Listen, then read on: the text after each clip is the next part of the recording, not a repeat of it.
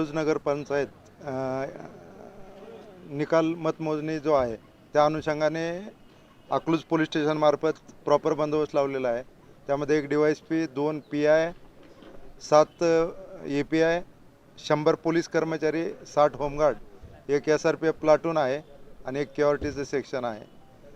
मतमोजणीच्या अनुषंगाने जे क्रीडा संकुल हे ठिकाण आहे त्या ठिकाणी प्रॉपर नियोजन केलेलं आहे।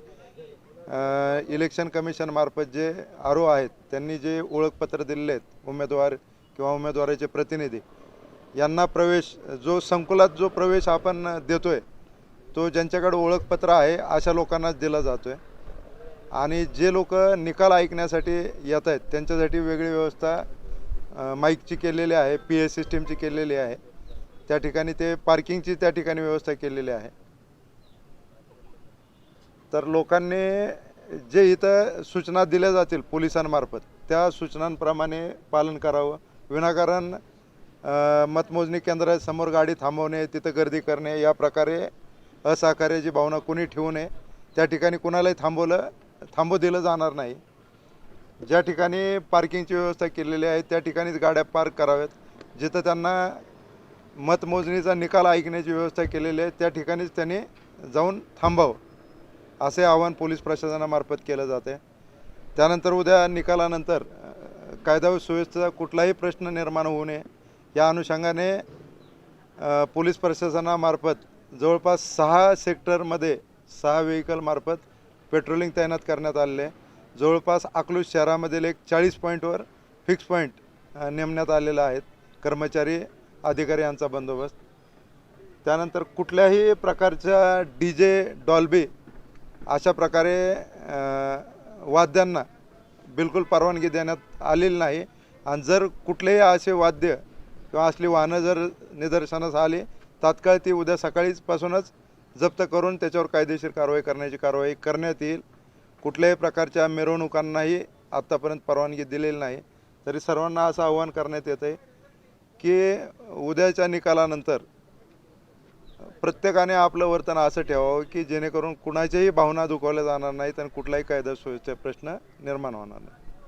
अकलूज नगर परिषदेच्या निवडणुकीचा उद्या निकाल आहे। यामध्ये अकलूज नगर परिषदेच्या प्रशासनाचं कसं सहकार्य पोलीस प्रशासनाला मिळतंय? अकलूज नगर परिषद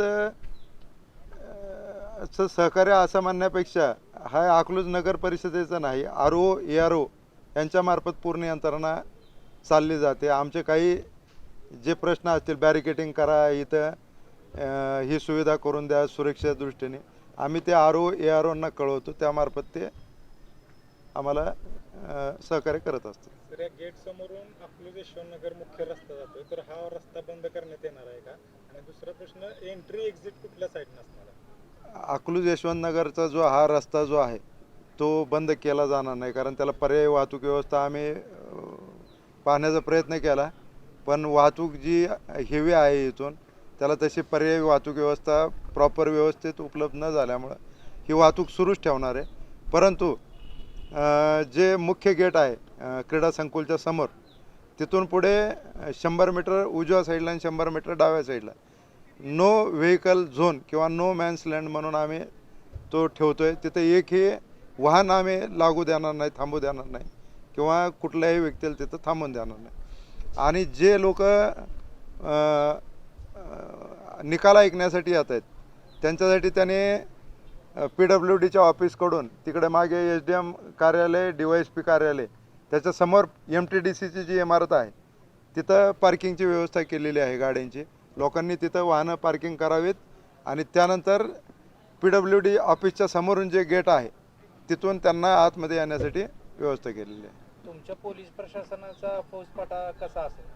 पोलीस प्रशासन एक DYSP, 2 PI, 7 API PSI, जवळपास 100 पोलीस कर्मचारी, 60 होमगार्ड आहेत, एक SRPF प्लाटून आणि एक QRT सेक्शन असा बंदोबस्त आहे। निकालानंतर विजय मिरवणूक, फटाके घोषणा यावर काय निर्बंध असणार आहेत आणि नागरिकांनी काय पाळावे आणि काय टाळावे, काय सूचना आहेत? निकालानंतर आतापर्यंत कुठल्याही मिरवणुकीला परवानगी दिलेली नाही, कुठल्याही DJ डॉल्बीला परवानगी दिलेली नाही। जो कोणी याचं उल्लंघन करेल त्याच्यावर कायदेशीर कारवाई करण्यात येईल. आणि नागरिकांना एकच आव्हान आहे की भारत हा लोकशाही प्रधान देश आहे.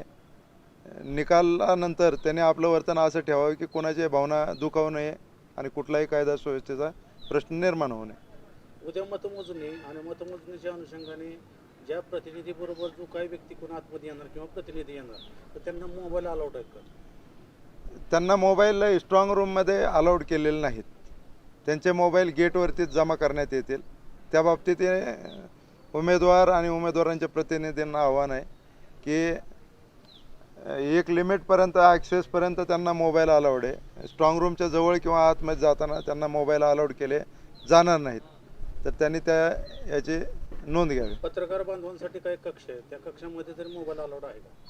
पत्रकार बांधवांचा कक्ष जो आहे तो स्ट्रॉंग रूमच्या बाहेरच आहे, त्यामुळे तिथं काही मोबाईलवर निर्बंध नाही आहेत. अकलूजमधील कोणते प्रभाग किंवा असं काय संवेदनशील जे काय म्हणतो आपण त्याला हे संवेदनशील वाटते अशा त्याच्या संदर्भात जे प्रभाग किंवा जो भाग संवेदनशील आहे त्या ठिकाणी SRPF, QRT, एक्स्ट्रा पोलीस बंदोबस्त, पेट्रोलिंग, फिक्स पॉईंट असे नेमणूक केलेले आहे.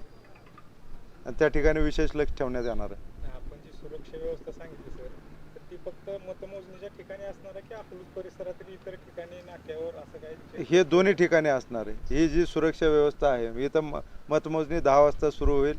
10 ते 1 त्यांचं साधारण 1-2 वाजेपर्यंत संपून जाईल हे इथलं. तर ह्यातला काही बंदोबस्त आम्ही तात्काळ शहरामध्ये शिफ्ट करणार आहे आणि काही बंदोबस्त हा पहिल्यापासूनच सकाळपासून शहरामध्ये असणार आहे. असं डिवाईड केलेलं आहे. Okay, thank you.